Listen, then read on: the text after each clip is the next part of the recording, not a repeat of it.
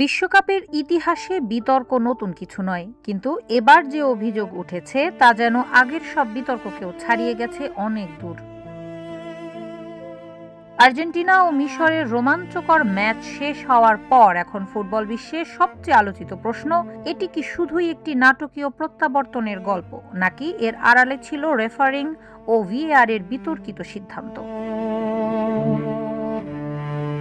ম্যাচে 2-0 ব্যবধানে এগিয়ে থেকেও শেষ 14 মিনিটে 3 গোল হজম করে 3-2 ব্যবধানে হেরে বিশ্বকাপ থেকে বিদায় নেয় মিশর।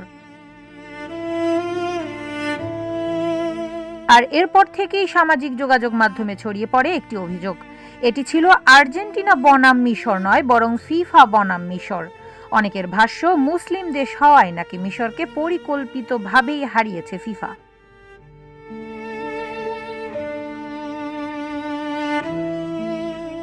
বিতর্কের শুরু মিশরের একটি গোল বাতিল হওয়ার ঘটনাকে ঘিরে।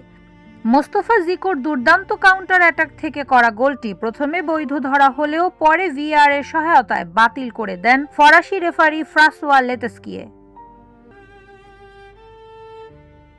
কারণ হিসেবে দেখানো হয় গোল হওয়ার আগে মাঠের অন্য প্রান্তে মিশরের মারওয়ান আত্তিয়ার একটি ফাউল। এরপর ম্যাচের শেষ দিকে 2-2 সমতায় থাকা অবস্থায় আর্জেন্টিনার পেনাল্টি বক্সে হামিদ ফাথির শার্ট টেনে ধরা হলেও রেফারি কিংবা ভিএআর কোনো পেনাল্টি দেননি, বরং সেই মুহূর্তের পাল্টা আক্রমণ থেকেই আর্জেন্টিনার হয়ে জয়সূচক গোল করেন এনসো ফার্নান্দেস। এই দুটি সিদ্ধান্তই মুহূর্তেই বিতর্কের কেন্দ্রবিন্দুতে চলে আসে এবং সামাজিক যোগাযোগ মাধ্যমে লাখো দর্শক রেফারিং নিয়ে প্রশ্ন তুলতে শুরু করেন। ম্যাচ শেষে মিশরের কোচ হোসাম হাসান আরও এক ধাপ এগিয়ে সরাসরি অভিযোগ করেন, বিশ্বকাপে আর্জেন্টিনাকে এগিয়ে রাখতে এবং লিওনেল মেসির যাত্রা অব্যাহত রাখতেই রেফারিংয়ে পক্ষপাত করা হয়েছে। গোলদাতা মোস্তফা জিকো দাবি করেন পুরো টুর্নামেন্ট যেন আর্জেন্টিনার দিকেই পরিচালিত হচ্ছে। এর মধ্যে মিশরীয় ফুটবল অ্যাসোসিয়েশন ফিফার কাছে রেফারিং নিয়ে আনুষ্ঠানিক অভিযোগ জানিয়েছে। অন্যদিকে আর্জেন্টিনার সমর্থকদের দাবি, মিশরের শেষ মুহূর্তের রক্ষণ ভাগের ভুল এবং মেসির অসাধারণ নেতৃত্বই ম্যাচের ফল নির্ধারণ করেছে, রেফারিং নয়। ফলে ফুটবল বিশ্ব এখন দুই ভাগে বিভক্ত।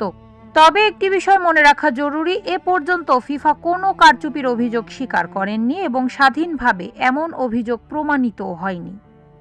তাই ফিফা ইচ্ছাকৃতভাবে মিশরকে হারিয়েছে এমন দাবি এখনও অভিযোগ ও বিতর্কের মধ্যেই সীমাবদ্ধ। কিন্তু এখন সবার নজর ফিফার পরবর্তী পদক্ষেপের দিকে। সংস্থাটি কি এই বিতর্কের ব্যাখ্যা দেবে, নাকি বিশ্বকাপের সবচেয়ে আলোচিত ম্যাচটি ইতিহাসে আরেকটি অমীমাংসিত বিতর্ক হিসেবেই থেকে যাবে? কারিমা, ভোরের আকাশ।